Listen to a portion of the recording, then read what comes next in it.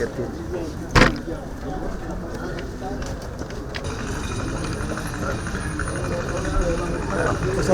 We want to make a media briefing on behalf of Timber Manufacturers Association of Kenya, Rift Valley Western Timber Investors, CFA, Lembu's Council of Elders, members of public, and the indigenous communities, which involves the Ogiek community, Lembu's, and all the way up to Mount Kenya.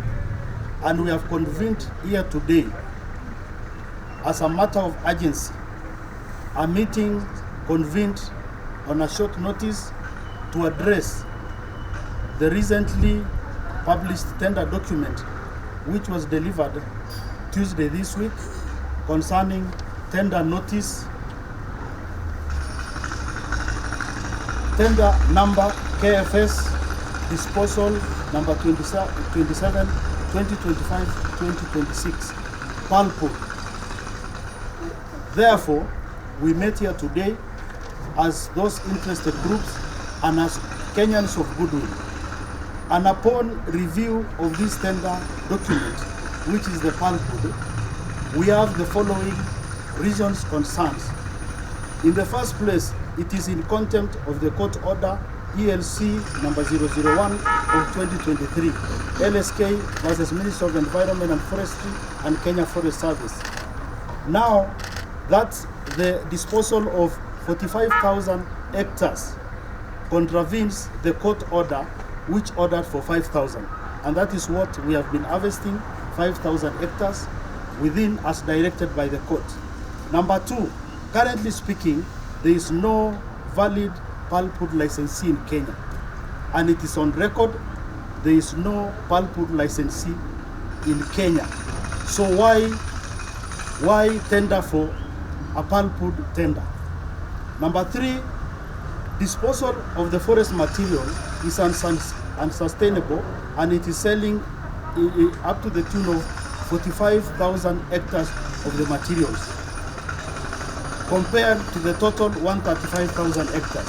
Therefore, it is not improper. The introduction of monopoly, this tender is designed to benefit one individual, and the same individual was in the same KFS board 2018 up to 2023 when he was sacked. And the individual is well known, and that is why this tender is designed for him. Then this tender of 45,000 hectares, it is land grabbing and concessioning through the back door. We are aware currently there is a bill in Parliament which was received on 27th of August this year. It is not been debated and passed, but already the regulations have already been gazetted by the Ministry of Forestry, awaiting the passing of the bill. So why bring the concession early, even before the bill is passed in Parliament? Selling of government assets. Currently speaking, today we are in Baringo, and we can just take an example of the materials being disposed today in Baringo County. It's up to the tune of 4.8 billion worth. And for the record, Baringo County is hosting 20% of the forest, gazetted public forest in Kenya. Therefore, even convening this meeting today in the Eldama Ravine is a clear demonstration that we are the stakeholders, and even Kericho up to the tune of 18%, you go all the way, and you'll see the tender has been designed and gazetted as a pulping area, mainly Rift Valley and Western Kenya. So we are asking, why have you designated Rift Valley and Western Kenya as the pulping area, pulping zone? That is discriminatory, and members have rejected that. Again, in terms of the tender, the way it's been designed, as per the procurement standard procedure and principles of fairness, equity, competitive, cost-effective, and discriminatory. The manner in which the plantations have been identified for the tender is only designed to benefit one individual at the expense of the others. Again, even the mapping of the compartments in terms of 1 up to 8, up to 10. Yet there are sub-compartments which are already in the disposal in other tenders. Therefore, this Pulpwood tender will conflict the already floated tenders and material already committed and contracted by millers. Lastly, the communities around the forest. It's in the communities, and they are members of CFA, they are members of public, they are investors within the neighboring forest. So we are saying, if the forest can be concessioned through the Pulpwood tender in the name of tender procedure, then it is irregular and it does not mean the standard procedure. Therefore, I want just to give the resolutions that have been passed by members as follows: that members reject the tender number KFS disposal 27, 2025-2026 on Pulpwood and termination of the said tender. That is resolution of the members. Number 2, that members shall demonstrate peacefully and armed across all counties, which we are going to stage the demonstration in all the CFC county headquarters within the Rift Valley and Western Kenya complex. And again, the extension is going to extend up to the larger Mount Kenya and Kenya in general. That members shall contribute finance the petition of the court in process. That an ad hoc committee shall be constituted and sent to the president as emissary, steer the process of adjudication of this matter. That number 5, that KFS State Department of Forestry and National Treasury does proper public participation regards this matter. That there shall be a press briefing immediately after this, and we have already done that. Therefore, what we are saying is this, in clear, kwa ufupi, bila kuenda kwa mambo mengi. Koti ilitupatia idhini kupitia KFS na multi-agency as the supervisor to implement the 5,000 hectares. So why is it that today, even we are less than 6 months, and already you are disposing through one tender document materials worth 45,000 hectares.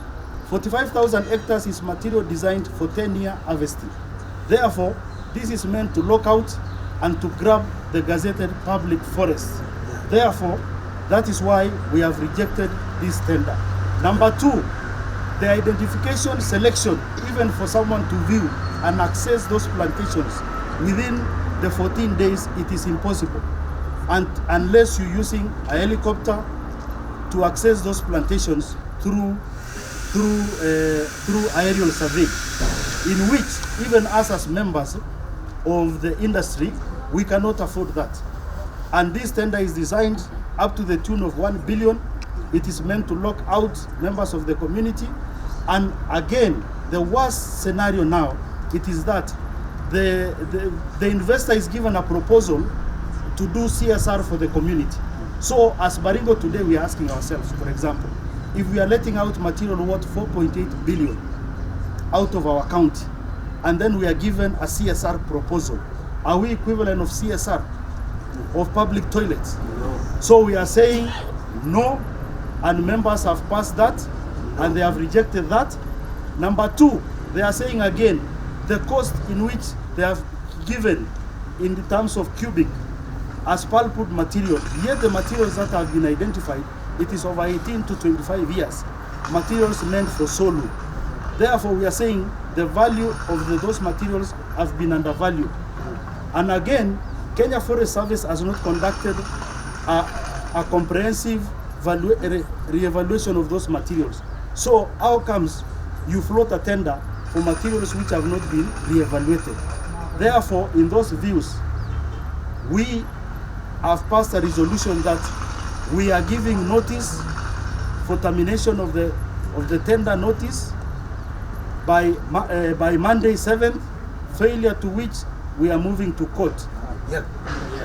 And come next Friday, same date like this, we are staging a countrywide demonstrations across all the CFC county offices in Kenya. Yes. Lastly, we want to make the point very straight. the movers of this motion, wale wanasukuma hii mswada, si Kenya Forest Service. Tunataka kusema kwamba hiyo maneno iko kwa Ministry of Forestry in coordination with PS Treasury. And it is on record na inajulikana hiyo maneno. Kwa hivyo sisi tunasema serikali, na tunaomba serikali, kwa sababu walituambia bottom up, na tunashukuru wameturuhusu, hata koti imetupea, na kwa sasa tunatekeleza mambo ya 5,000 hectares katika bottom up. Na ndio tunasema ikiwa if the large sawmiller of Pulpwood is less than 2% of Kenya in terms of composition, the rest of the investors form 98%. Why do you designate half of the material to what we call paper production? Kenya is a developing country. Sisi ni nchi ambayo tunakuwa. Kwa hivyo ujenzi wa manyumba, hata serikali vile inatekeleza maneno ya housing, hata huku kwa vijijini, vijana wanajenga simba, wamama wanapata kuni, na uchumi ya county inakuwa uchumi ya nyumbani. Kwa hivyo tunashangaa kwa nini serikali inataka kutekeleza kutenga misitu yote ikue itengenezwe makaratasi. Unajua kule at the river kuna slum ingine imejengwa na makaratasi, Cotton City. So I don't know, the country policy ni kwamba they want to build housing, and houses can only be built by timber, na hiyo ndio kitu ambayo inajenga mpaka mashinani. Kwa hivyo kutuambia kwamba wanataka kutengeneza makaratasi, hata siku hizi saa hizi tuko kwa maneno ya digital, hatutumii makaratasi tena. Tulitoka kwa maneno ya makaratasi, na hata wananchi we are already digital, tuko kwa smartphone na tuko kwa simu huko. Sasa maneno ya makaratasi itajenga nchi kwa njia gani? Inachangia uchumi kwa njia gani? Kwa hivyo tunasema hii ni scandal ambayo kama serikali itaruhusu itekelezwe, itakuwa equivalent, because we are talking of 26 billion. Itakuwa kama ile ya Goldenberg ama Anglo leasing ama Eurobond. Kwa hivyo tunaomba serikali wachukue hatua ya haraka kusimamisha hii wizi na land grabbing. Kwa haya yote ningependa kupea nafasi wenzetu kutoka kwa timber manufacturers na pia kutoka counties tofauti, kutoka Uasin Gishu, kutoka Elgeyo Marakwet, pia wanene na wakubaliane. Lakini ya kwanza kabisa wacha tupee Council of Elders kutoka hapa ambao ni wenyeji waseme kitu. Acha kushikia. Basi sisi kwa niaba ya community ya hii area ya Baringo ni kwamba tumesikia hiyo maneno na masikitiko, na kuona kwetu tunafikiria kwamba labda president hana habari, analetewa kitu ambayo haikuwa research. Mambo ya concession kupatia mtu mmoja, hatujui huyo mtu nia yake ni nini. Hii ni scandal kubwa, na mwisho hiyo kitu itasemekana president hakuweza kumudu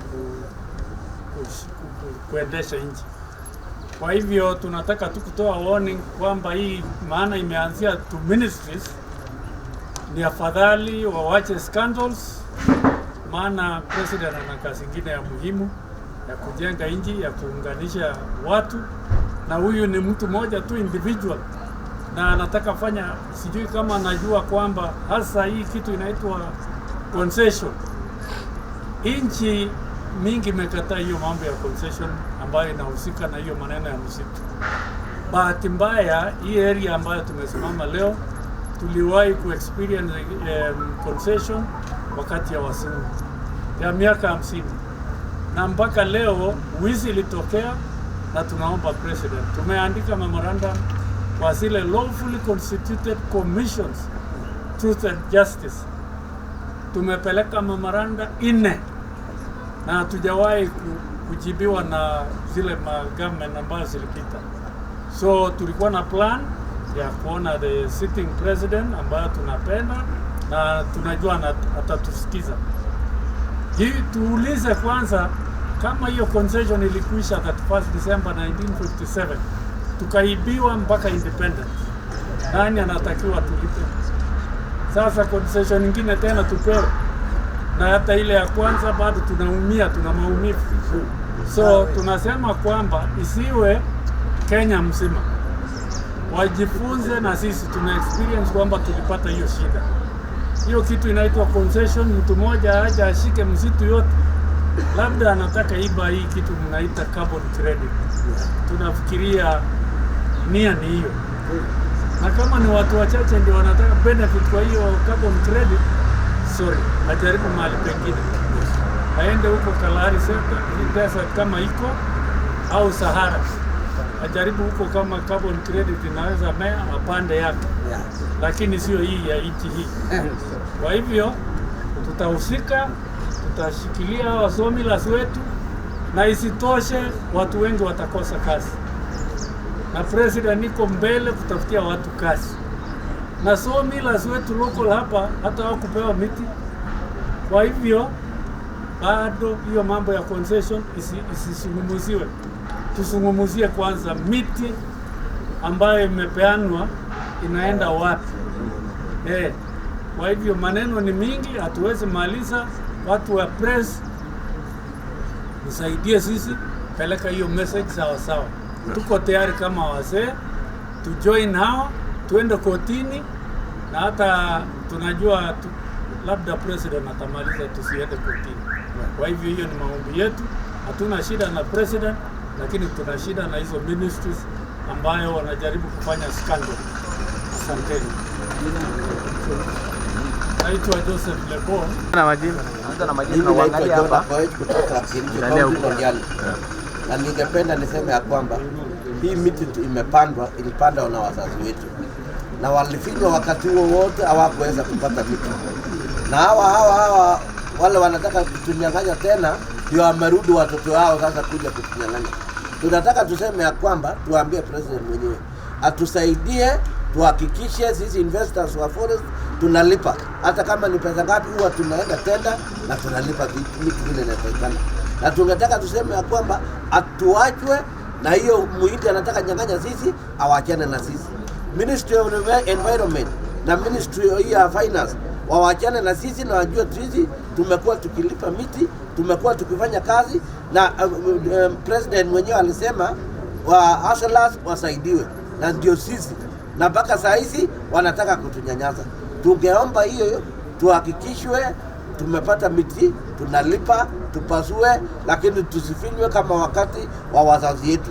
Na sisi tunataka kuomba Bwana Sirma ambaye ni governor ya Rift Valley, tunataka aende ona president ndio tueleze vizuri.